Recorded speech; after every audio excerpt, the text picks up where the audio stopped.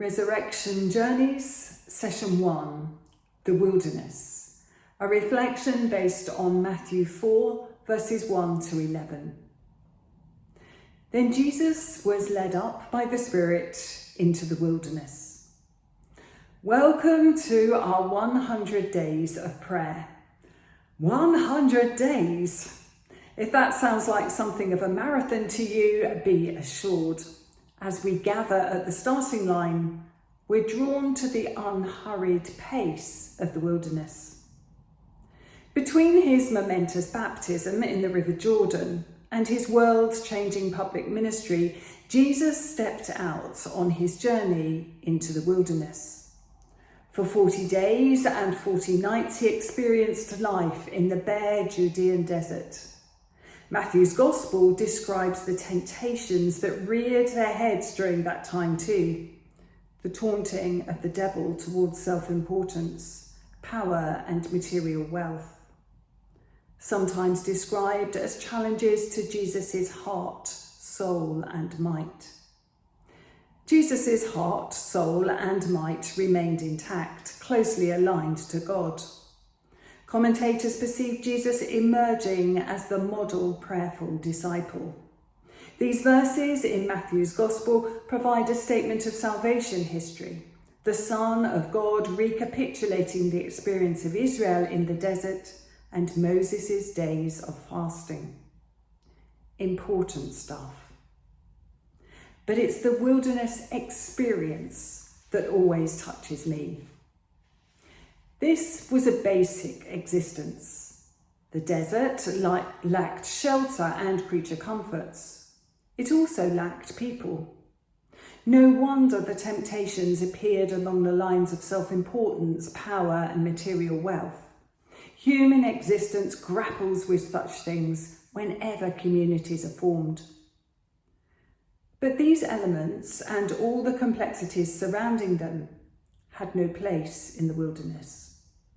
The solitude of the wilderness meant there was no one to impress, no point to prove, no argument to win, no one to amuse, no fashions to conform to, no deadlines to meet, no one to judge or to be judged by. With all this stripped away, ego had no place. Heart and soul, the inner self, could reset in the wilderness of the desert. I sensed something similar in a winter woodland. Even for Jesus, this reset didn't happen overnight. It took 40 nights. It wasn't without temptations along the way. This first journey that we consider wasn't a walk in the park. As the wilderness time drew to a close, Jesus was described as famished. In verse 11, we're told that the angels came and waited on him. With worldly baggage left behind and with the care of angels, Jesus emerged from the wilderness as his God-given self, recentered, restored, and ready to journey into the future. His life would be one of presence, not performance. In the wilderness, the devil demanded, "Prove yourself." Jesus didn't have anything to prove. The Son of God stepped out of the wilderness into his public ministry simply as himself in communion with his Father. In a world of pressure and judgment, anxiety lurks in the background, ready to strip us of self-worth. Such pressures can manifest into a way of life where every step along the path feels like navigating exhausting obstacles just to remain vaguely on course. And that's why I find Jesus' wilderness experience such a comfort. It didn't need to be some sort of lonely, punishing boot camp.